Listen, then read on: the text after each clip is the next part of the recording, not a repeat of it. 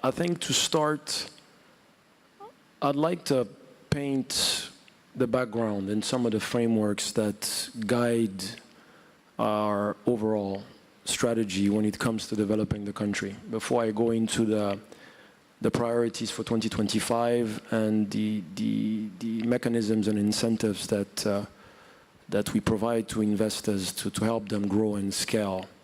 At a very high level, the ambition for the country is enshrined in a document called Vision 2050. So a lot of thinking, a lot of planning, and it was highlighted by Michelle earlier, went into designing that document, that vision statement. And the objective is to turn Rwanda into a high-income country by 2050.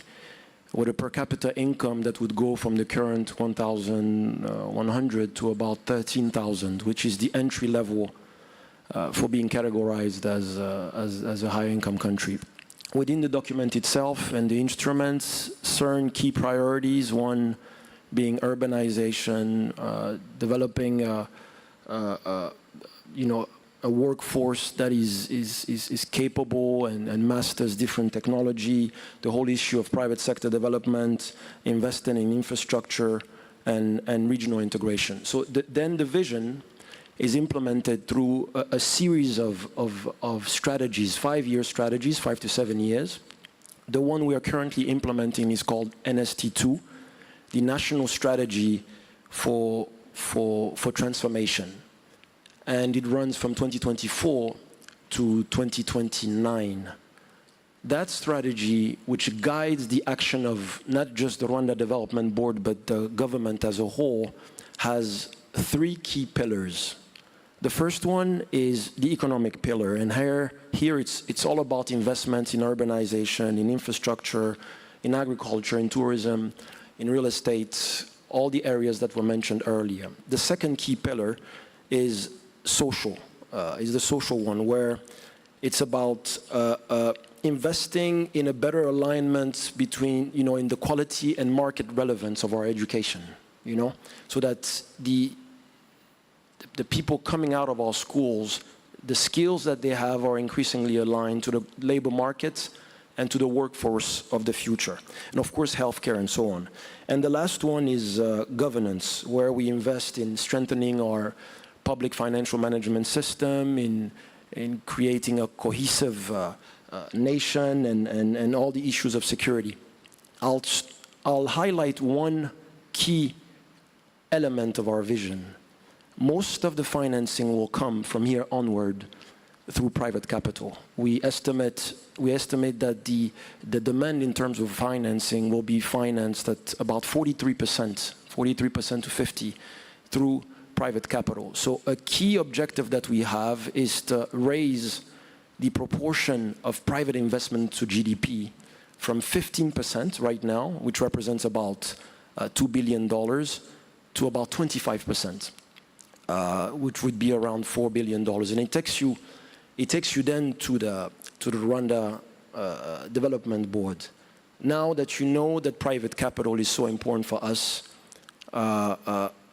we have made investment facilitation our unique selling proposition. We might get a chance to get into it later on, but the very mandate of the Rwanda Development Board, the way government organizes itself, is really to put the investor at center stage. We run what's called a one-stop center, which most IPAs have, but ours brings together parts of 24 different agencies, those that are investor-facing, and provides in excess of 400 services to investors. And the idea is, in many jurisdictions, an investor would face a challenge. I have a problem having my land titles. I have challenges with energy or electricity. I have problems with water. Maybe my agreement was not entirely implemented, and some of the incentives that were agreed upon were not accorded. So we turned RDB into this platform through which all of the challenges of the investor could be handled, a focal point. And in so doing, the whole idea behind it was to create a predictable business environment, an environment where businesses know that there's sanctity of contracts, that the rules are predictable, and so that's how we are structuring in terms of market entry and attracting new investors.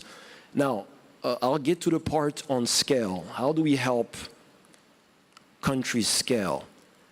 During the first couple of decades, particularly during Vision 2020, it was primarily about new investments, attracting new investors.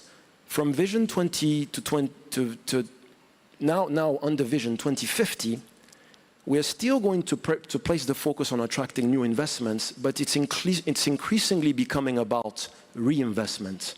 We now have a large pool of investors, and it's about understanding their pain points. It's about coming up with incentives and mechanisms to push them to reinvest. Because that is the best way for an economy to know that companies are growing, companies are innovating, and so on. So in terms of how we intend to make them scale, it will be about understanding at a sector level the challenges that they face, adjusting the regulatory environment and the incentives that we provide so that we can get them to profitability as quickly as possible and to reinvestment.